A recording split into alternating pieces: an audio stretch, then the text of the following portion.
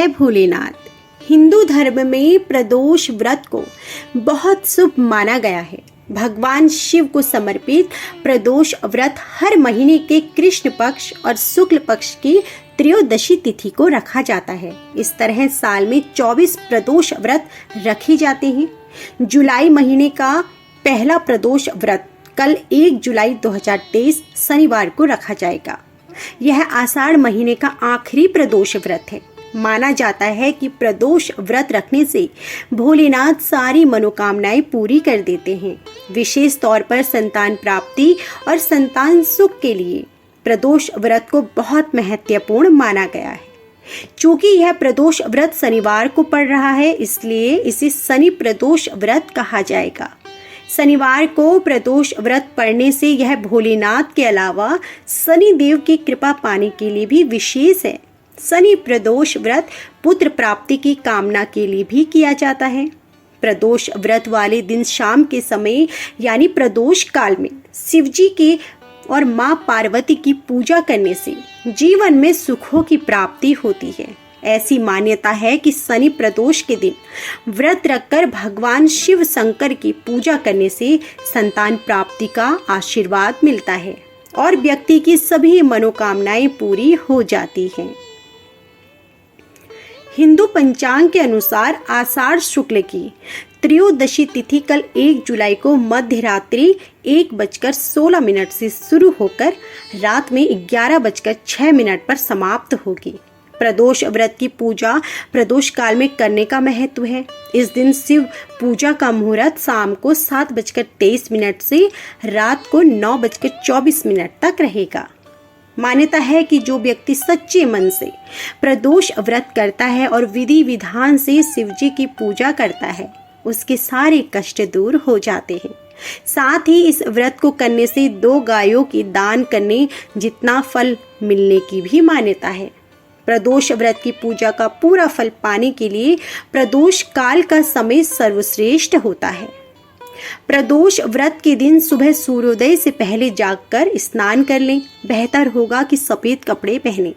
फिर प्रदोष व्रत करने का संकल्प लें। प्रदोष काल में भोलेनाथ की पूजा करें। इसके लिए पूजा स्थल को गंगा जल से शुद्ध करें। फिर शिवलिंग रखकर उसकी विधि विधान से पूजा करें। भगवान शिव को बेलपत्र, धतूरा, अक्षत, फल आदि अर्पित करें। इस दौरान ओम नमः शिवाय मंत्र का जाप करते रहें। शनि प्रदोष के दिन शाम के समय पीपल के पेड़ के नीचे सरसों के तेल का दीपक जलाएं। इसके अलावा शनि मंदिर में भी सरसों के तेल का दीपक जलाएं। इससे शनि दोष भी दूर होगा। शनि प्रदोष व्रत के दिन शिवजी की विधिवत पूजा के बाद शिवलिंग में जलाभिषेक करें। इसके लिए जल के लोटे में थोड़ी सी काले तिल डाल लें। फिर इसके बाद शिव पंचाक्षर ओम नमः शिवाय का जाप करते हुए जलाभिषेक करें। मान्यता है कि ऐसा करने से भगवान शिव की कृपा प्राप्त होती है। शनि प्रदोष व्रत के दिन छाया दान करना भी बहुत शुभ माना जाता है। इसके लिए एक कटोरी या मिट्टी के दिए में सरसों का तेल भर लें और उसमें 1 रुपए का सिक्का डाल दें। इसके बाद अपना चेहरा देखकर किसी शनि मंदिर में रख दें। ऐसा करने से कुंडली में मौजूद शनि की 7.5 रहिया से छुटकारा मिल जाता है। शनि प्रदोष व्रत की पौराणिक कथा। शनि प्रदोष व्रत की पौराणिक कथा के अनुसार प्राचीन काल में एक नगर में एक सेठ रहता था। सेठ जी के घर में हर प्रकार की सुख सुविधाएं थी, लेकिन संतान नहीं होने के कारण सेठ और सेठानी हमेशा दुखी रहते थे। काफी सोच समझकर सेठ जी ने अपना काम नौकरों को सौंप दिया और खुद सेठानी के साथ तीर्थ यात्रा पर निकल पड़े। अपने नगर से बाहर निकलने पर उन्हें एक साधु मिले जो ध्यान मग्न बैठे थे। सेठ जी ने सोचा क्यों न साधु से आशीर्वाद लेकर आगे की यात्रा की जाए। सेठ जी और सेठानी साधु के निकट बैठ गए। साधु ने जब आंखें खोली तो उन्हें ज्ञात हुआ कि सेठ और सेठानी काफी समय से आशीर्वाद की प्रतीक्षा में बैठे हैं। साधु ने सेठ और सेठानी से कहा कि मैं तुम्हारा दुख जानता हूँ, तुम शनि प्रदोष व्रत करो, इससे तुम्हें संतान सुख प्राप्त होगा। साधु ने सेठ सेठानी प्रदोष व्रत की विधि भी बताई और भगवान शंकर की यह वंदना बताई।